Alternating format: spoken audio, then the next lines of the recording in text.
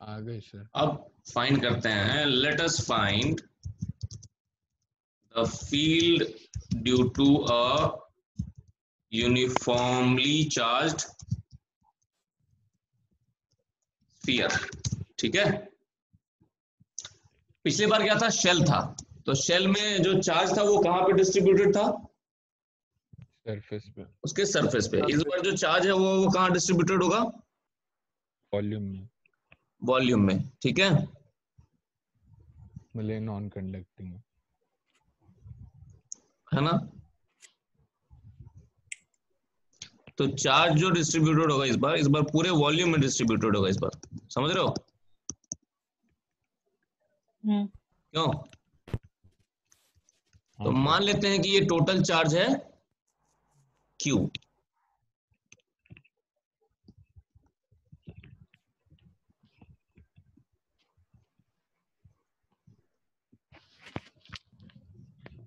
Okay, और ये इसका सेंटर है O। Field at an outside point, same वही प्रोसेस रिपीट करते हैं। Field at an outside point कैसे निकलेगा, बहुत ही आसान है। ठीक है, गॉसियन सरफेस बना दिया जाए। हाँ सर।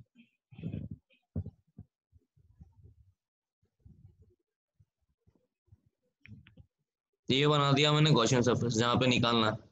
ठीक है, थोड़ा ढंग से बना नहीं है, कोई बात नहीं। तो ये स्फेरिकल गॉसियन सरफेस है, इसका रेडियस कितना है, आर। आर, है ना। जहां पे हमको फील्ड निकालना है, फील्ड कहाँ निकालना है, आर डिस्टेंस पे, आउटसाइड।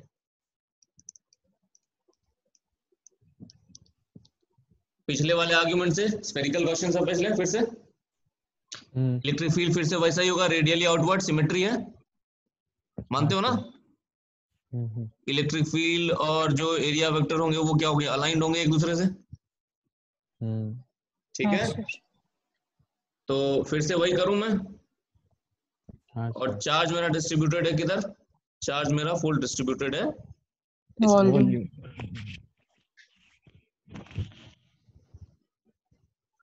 चार्ज मेरा डिस्ट्रीब्यूटेड है पूरा यहाँ पे इसके वॉल्यूम में। कोई परेशानी नहीं। है ना। चलो, तो इस गॉसियन सरफेस के लिए मैं फिर से वही लिखूं, क्या हाँ। लिखूं, E इंटू 4 पाई r² लिखूं,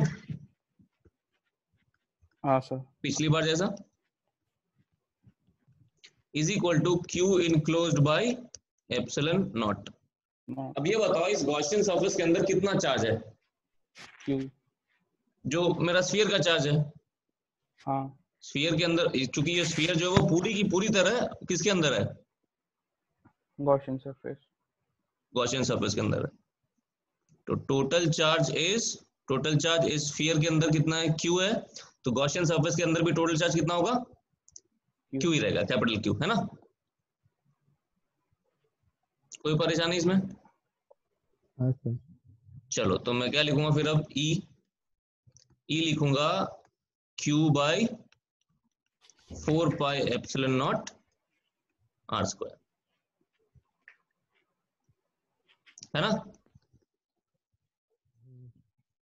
clear, this is similar to the field due to a point charge Q placed at the center। मानते हो इस चीज को, यस सर। सेंटर पे अगर चार्ज मैं कैपिटल Q डाल दूंगा तो उसकी वजह से भी उतना ही फील्ड आएगा ना, हाँ सर। है ना। अच्छा, अब देखो, अगर मैं इनसाइड पॉइंट पे निकालता हूं फील्ड, तो इस बार थोड़ा सा केस डिफरेंट हो जाएगा, देखना ध्यान से। Field at an inside point, ठीक है, देखो ध्यान से।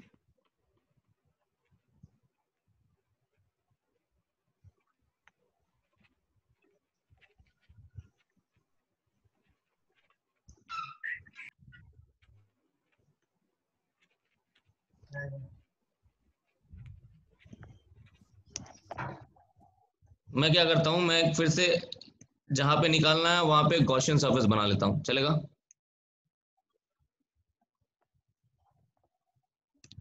मान लो मुझे इस बार अंदर फील्ड निकालना है आर डिस्टेंस पे फ्रॉम द सेंटर, तो गॉसियन सरफेस फिर से स्फेरिकल बने।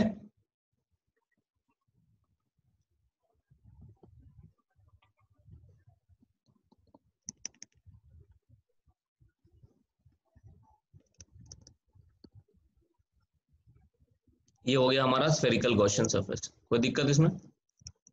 नहीं सर।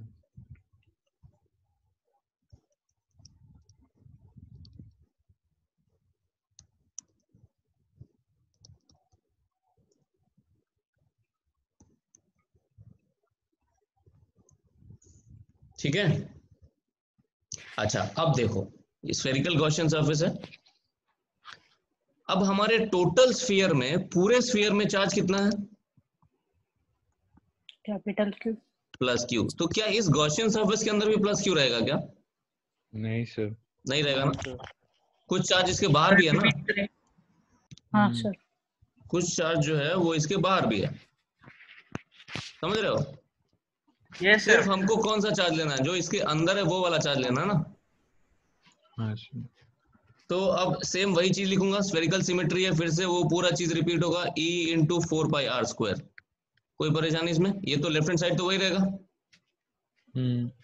इज इक्वल टू, समझ रहे हो, Q enclosed by epsilon naught. अब Q इनक्लोज्ड क्या डालें हम, है ना, ये उठता है अब सवाल। तो अब मुझे पता है इस गॉसियन सरफेस का वॉल्यूम कितना है। 4/3 स्मॉल। तो मैं ऐसा लिख सकता हूँ, density into 4/3 pi small r cube. हाँ बोलो, हाँ सर। यही होगा इसके अंदर चार्ज। Yes sir. रो क्या है? रो है चार्ज डेंसिटी, समझ रहे हो? हाँ सर। हाँ sir. Rho is charge density. Charge density into volume कर देंगे तो काम हो गया मेरा। ये ध्यान रहे कि कैपिटल क्यू मत लिख देना, क्योंकि कैपिटल क्यू जो है वो पूरे स्फीयर का चार्ज है, ठीक है? हाँ सर। गॉसियन सरफेस के अंदर जो चार्ज है वो कैपिटल क्यू से कम होगा, क्लियर ना? हाँ सर। चलो तो अब जरा देखो तो ये कितना आता है। ई का वैल्यू आएगा 4π कट जाएगा, देखना इधर ध्यान से। तो आएगा रो r/3 एप्सिलॉन नॉट। समझ में आई बात? देखो तो, हाँ सर। अगर वेक्टर फॉर्म में लिखना होगा तो आर वेक्टर हो जाएगा। Yes.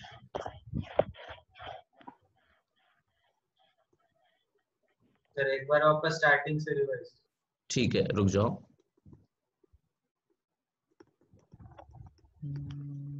If written in vector form, E हो जाएगा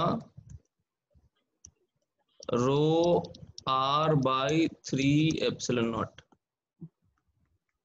ठीक है, ये r वेक्टर क्यों डाला हमको पता है ना। कैसा है ये डायरेक्शन, कैसा है इसका? रेडियली आउटवर्ड है ना। Yes sir. तो ये E का डायरेक्शन ध्यान रहे, E इज रेडियली आउटवर्ड, मतलब किसके डायरेक्शन में? r वेक्टर के डायरेक्शन में है। Yes sir. हर जगह electric field is radially outward, इसीलिए इसको ऐसा ये R वाला डाला मैंने, समझ गए? हाँ yes sir. Sir. Clear? Yes sir. Clear. चलो अब इसको अगर Q के टर्म्स में रखना चाहे, ठीक है, तो रो को 4/3 पाई, मतलब Q बाय 4/3 पाई ठीक कर दो। so if written in terms of Q,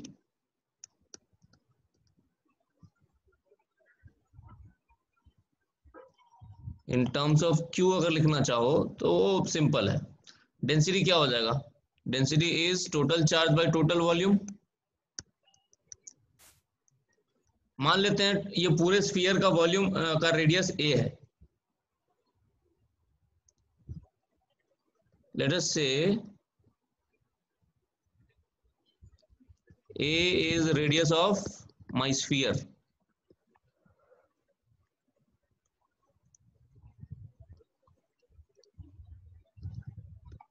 clear, दिख रहा है ये जो पूरा है ना, ये पूरा कितना है, पूरा A है, समझ रहे हो? तो कैपिटल क्यू कितने वॉल्यूम में डिस्ट्रीब्यूटेड है? 4/3 पाई A क्यूब, समझ गए? Yes sir. हाँ चलो, सर। तो हमारे पास सिंपल हो जाएगा, E का वैल्यू क्या आ जाएगा, देखो वापस से रो का वैल्यू डाल दो यहाँ पे, Q/4π/3 A cube rho R/3 epsilon naught था ना, 3 कट गया है ना, Q/4π/ε0 R/A क्यूब, ये मेरा इलेक्ट्रिक फील्ड आ गया वेक्टर नोटेशन में। Clear? Yes, yes sir. Sir.